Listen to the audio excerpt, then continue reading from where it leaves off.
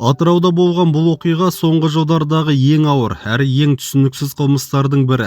Ерлі зайыптылардың өз үйінің ауласынан көмілген күйде табылуы, ал олардың ұлы мен қызының із-түссіз жоғалуы қоғамды дүр сілкіндірді. Алғашында бұл отбасылық жанжал ма, әлде қасақана жасалған қылмыс па деген сұрақтар қойылды. Бірақ уақыт өте келе бұл істің жай ғана тұрмыстық трагедия емес екені белгілі бола бастады. Ең ауыр сұрақ сол күйі жауапсыз қалды. Балалар қайда? Дәл осы сұраққа келгенде тергеуде ресми ақпаратта тым сақ сөйлей бастады. Ал ақпарат аз жерде қауесет көбейетіні белгілі. Осылайша бұл іске қатысты күтпеген бір есім пайда болды – хакер. Алғашында бұл сөз әлеуметтік желілерде жай ғана сыбыс ретінде тарады. Кейін кейбір пабликтер мен анонимді арналар бұл іске цифрлық деректер арқылы басқа қырынан қараған адам бар деп жаза бастады.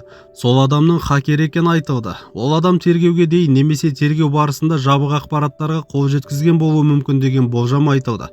Бұл жерде мәселе хакердің бар жоғы емес, оның не көргені және не білгені.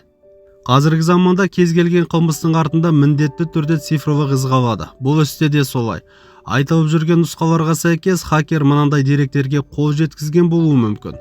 Ерлі зайыптылардың соңғы қоңыраулары, олардың бір-бірімен және басқа адамдармен жазысқан хаттары, балалардың телефон белсенділігі, геолокациялық деректер, өшірілген файлдар мен чаттар. Ең қауіпті тұсы балаларға қатысты цифрлық іздердің бар екені, бірақ ол деректер ашық жарияланбай отырғаны туралы әңгіме. Әлеуметтік желіде тараған әңгімелерге сенсек, хакер бұл істің ресми нұсқасына күмән келтірген, яғни бәрі айтылып отырғандай қарапайым емес дегенді меңзеген. Оның сөздерінде бірнеше маңызды тұс бар деп айтылады. Балалардың тағдырына қатысты мәлімет бар. Кей деректер әдейі жабық ұсталып отыр. Бұл іске бірнеше адамның қатысы болуы мүмкін. Негізгі шындық әлі ашылған жоқ. Бұл сөздер нақты дәлелмен бекітілмесе де қоғамды ойландырды. Себебі балалардың жоғалуы кез келген қоғам үшін ең ауыр тақырып. Неге хакерге сенетіндер бар? Себебі адамдар ресми ақпаратқа толық қанағаттанбай отыр. Тергеу барысы туралы мәлімет аз, кей сұрақтар жауапсыз қалды. Ал хакер жүйеге сырттан қарайтын адам. Ол куәгер емес, бірақ дерекпен сөйлей алатын адам деген түсінік қалыптасқан.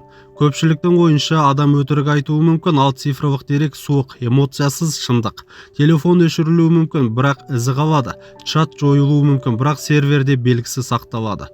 Бұл да көпшілікті ойландырып отырған мәселе. Егер хакер туралы әңгіме жалған болса, оны бір ауыз сөзбен жоққа шығаруға болар еді, бірақ ондай нақты мәлімдеме жасалмады. Бұл екі түрлі ой тудырады. Біріншісі, бұл ақпаратқа мән бермей отыр, себебі ол шындыққа жанаспайды. Екіншісі, бұл деректер тергеуге зиян келтірмеу үшін жарияланбай отыр. Екінші нұсқа қоғамды көбірек алаңдатып отыр. Ерлі зайыптылардың өлімі өз алдына бір трагедия, бірақ балалардың із-түссіз жоғалуы бұл істі тіпті ауырлатты. Қоғам дәл осы тұста үнсіздікке наразы. Хакерге қатысты әңгіменің барлығы да осы сұраққа тіреледі. Егер дерек бар болса, неге ол айтылмайды? Кейбіреулер бұл ақпаратты тарату балаларға зиян келтіруі мүмкін деп есептейді, ал басқалары керісінше ақпаратты жасыру шындықты алыстатады дейді. Хакер бұл жерде қылмыскер ме, әлде сигнал беруші ме? Бұл да маңызды сұрақ. Егер ол расымен де заңсыз жолмен дерекке қол жеткізсе, бұл қылмыс, бірақ кей адамдар оны шындықты ашуға тырысқан адам ретінде көреді. Бұл өте қауіпті әрі екіұшты жағдай. Қоғам эмоциямен емес, ақылмен ойлау керек. Хакердің сөзі дәлел емес, бірақ ол елеусіз қалдыруға болмайтын белгі болуы мүмкін. Бұл оқиға бізге нені көрсетті? Біріншіден, кез келген қылмыстың артында айтылмаған тұстары болады. Екіншіден, цифрлық дерек бүгінгі тергеудің ең басты құралы. Үшіншіден, ақпарат болмаған жерде қауесет міндетті түрде пайда болады. Атыраудағы бұл іс әлі толық нүктесін қойған жоқ. Балалардың тағдыры анықталмайынша, бұл оқиға қоғамды мазалай береді. Ал хакер туралы әңгіме шындық па, әлде жалған ба? Оны уақыт пен тергеу көрсетеді. Видеоны соңына дейін қарағаныңыз үшін рахмет. Арнаға тіркеліп, видеоға лайк басып, видеоның астына міндетті түрде өз ойыңызды жаза кетіңіз.